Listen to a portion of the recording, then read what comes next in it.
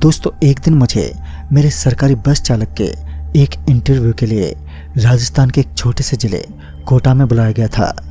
मैं वहां के लिए निकल पड़ा। बस अड्डा काफ़ी ज़्यादा दूर में फैला हुआ था, जिसमें काम में भी काफ़ी ज़्यादा फायदा था।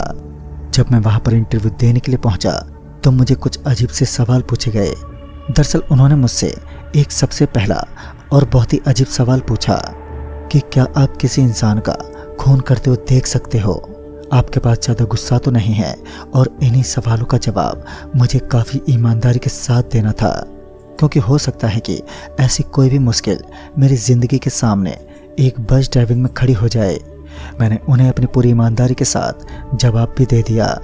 फिर उन्होंने मुझे बस के काम पर रख लिया, लेकिन मुझे हैरानी तो इस बात की हो रही थी कि उन्होंने मुझसे ना ही तो बस के बारे में कोई सवाल पूछा और ना ही मुझे बस ड्राइविंग के बारे में कुछ बताया। फिर वह इंटरव्यू कैसा था, मैं यही सोचते हुए उस ऑफिस से बाहर आ गया। बाहर आने के बाद मैंने अपने दोस्त संदीप को पूरी बात बताई। संदीप भी मेरी बातों से हैरान रह गया, क्योंकि उन्होंने मुझसे एक यह भी सवाल पूछा था कि क्या आप भूत प्रेत या फिर जिन्न जैसी चीज़ों पर विश्वास करते हैं, और उनका जवाब मैंने हाँ में दिया था। लेकिन तभी मुझे एक खबर मिली। दरअसल वहाँ के एक चौकीदार ने मुझे बताया कि इस बस पर जो भी काम करता है वह अपनी ज़िंदगी में कभी भी सुखी नहीं रहता। मैं उस चौकीदार की बातें सुनकर हैरान था, और फिर मुझे पता चला कि वह बस ड्राइविंग मुझे सवारियों की नहीं करनी है। दरअसल वहीं पर पाए जाने वाले कुछ सामान की डिलीवरी करनी थी, जो यहाँ से लगभग 61 किलोमीटर की दूरी पर पड़ता है, उसी गांव के अंदर। यह बात सुनकर तो मैं इस काम को करने के लिए और भी ज़्यादा उतावला हो गया, क्योंकि मैं भी यही चाहता था कि मुझे किसी में मशक्क़त ना करनी पड़े।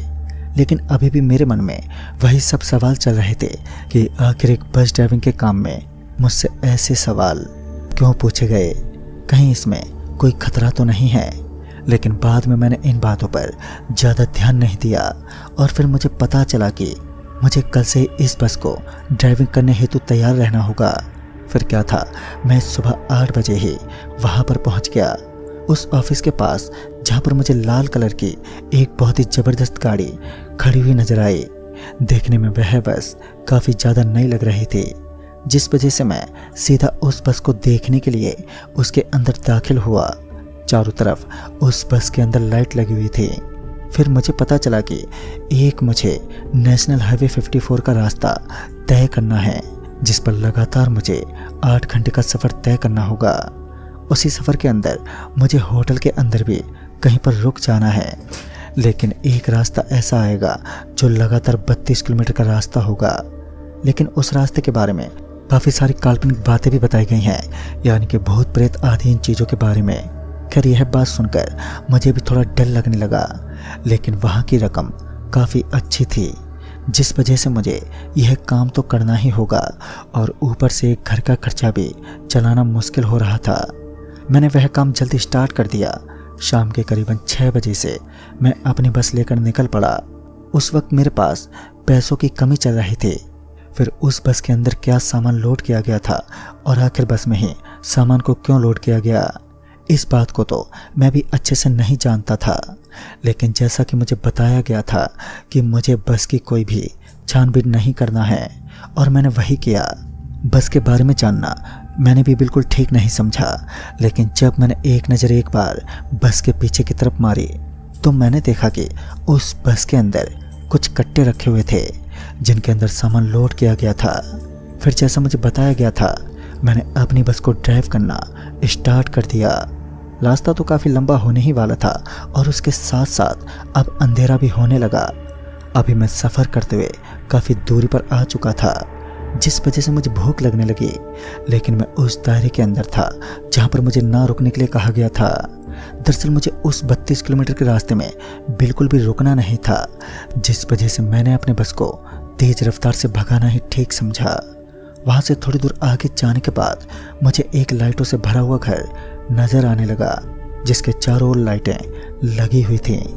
ऐसे नज़ारे को देखकर मैं तो एक पल के लिए थोड़ा खुश हो गया। दरअसल वहाँ पर एक बहुत ही अच्छी होटल चल रही थी, और ऊपर से मुझे भूख भी लगी हुई थी, जिस वजह से मेरा मन तो बहुत कर रहा था कि मैं अभी जाकर थोड़ा खाना खा लूँ। लेकिन इस रास्ते पर रुकना भी मना किया गया था, जिस वजह से मैं उतर नहीं सकता। अभी मैं बस को ड्राइव कर ही रहा था कि अचानक से मुझे कोई बस के आगे भागता हुआ दिखा, जो इतनी स्पीड से भाग रहा था कि मुझे पता ही नहीं चला कि कब वह मेरी आंखों से ओझल हो गया। वो क्या चीज़ थी मैं यह तो नहीं जान पाया, लेकिन बाद में मैंने इसे नज़रअंदाज कर दिया। फिर मैं गाना गुनगुनाते हुए अभी बस को ड्राइव कर ही रहा था कि अचानक से बस के अंदर मुझे कोई हलचल होना महसूस होने लगी। दरअसल ऐसा लग रहा था मानो कोई बार बार बस के अंदर कूद रहा हो। और फिर जब मैं पीछे पलटा तो मुझे वहाँ पर कोई भी शख्स नज़र नहीं आया। लेकिन ऐसा होना कोई बड़ी बात नहीं थी, क्योंकि बस के अंदर काफ़ी सामान रखा हुआ था, तो वह इधर से उधर गिरने पर भी आवाज़ आ सकती थी। फिर मैं बस ड्राइव करने लगा, लेकिन एक बार फिर मुझे बस के साथ साथ में कोई भागता हुआ दिखाई देने लगा। और इस बार मेरी निगाहें उसके ऊपर पड़ी तो मानो मेरे रंगों में दौड़ता हुआ खून एकदम से जम गया। दरअसल मैंने देखा कि मेरे बस के साथ साथ एक सरकटा हुआ आदमी भागे जा रहा था, जिसे देखकर मेरी रूह कांप उठी। तो मैं सच में डर के मारे पागल सा हो रहा था। मैंने बस की स्पीड को और भी ज़्यादा बढ़ा दिया, लेकिन वह और भी तेज गति से भागने लगा। सच में वह नज़ारा बहुत ही डरावना था, जिसे देखने के बाद हर किसी इंसान की रूह कांप उठे।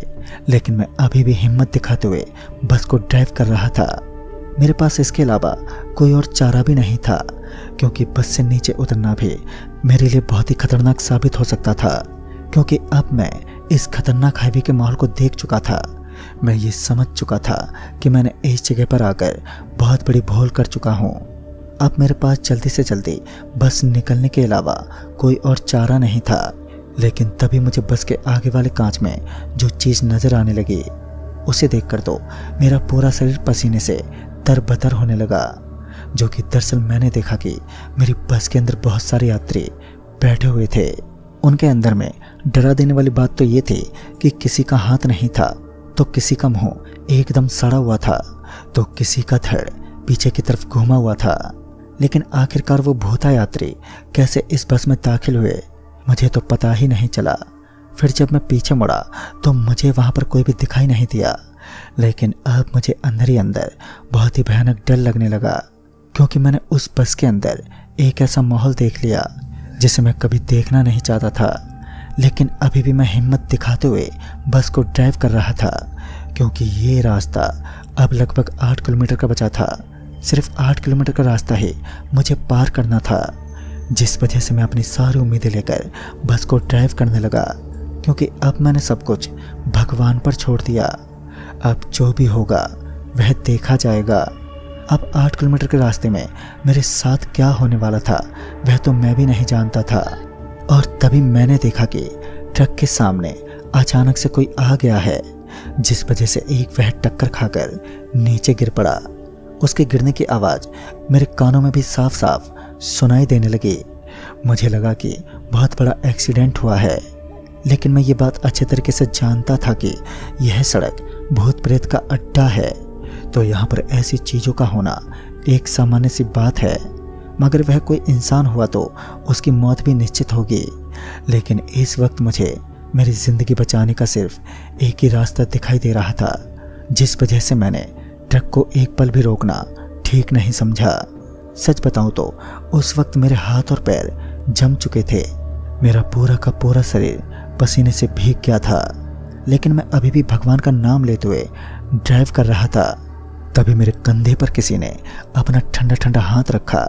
वो हाथ इतना ठंडा था कि मुझे उस ठंड के माहौल में अपने दांत आपस में टकराते हुए नजर आने लगे।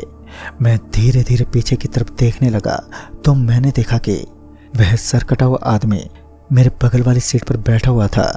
इतना देखते ही मेरा पूरा शरीर सुन्न पड़ गया, जिस वजह से अब मुझे ड्राइव करने में भी बहुत ही मुश्किल हो रही थी। लेकिन मैं किसी भी तरह से हिम्मत दिखाते हुए ड्राइव करने की पूरी कोशिश कर रहा था। शायद अब वह 8 किलोमीटर का रास्ता पार हो चुका था, क्योंकि मुझे सामने की तरफ एक चाय वाला नज़र आया। तो मैंने कुछ नहीं सोचा और बस का एक जोरदार ब्रेक लगाया और तुरंत ही उस बस से नीचे उतर गया। और फिर मैं उस चाय वाले के पास पहुंच गया। मैंने उसे मेरे साथ हुई पूरी घटना का विस्तार से विवरण बताया।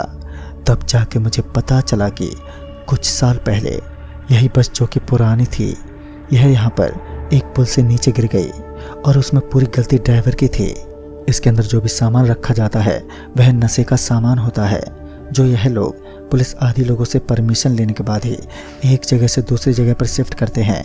दोस्तों, इतना सुनने के बाद मैंने उस काम को हमेशा हमेशा के लिए छोड़ना ही बेहतर समझा, क्योंकि एक तो ड्रग्स का सामान था और दूसरी तरफ भूत प्रेत का साया। अब इस काम को करना मेरी तो बस की बात नहीं थी और फिर मैंने उसी दिन के बाद हमेशा हमेशा के लिए इस काम को अलविदा कह दिया और आज मेरी ज़िंदगी एक सामान्य ज़िंदगी बन चुकी है, लेकिन खौफ अब भी मेरे अंदर बरकरार है। तो दोस्तों, इस कहानी में बस इतना ही। तब तक के लिए बाय एंड टेक केयर।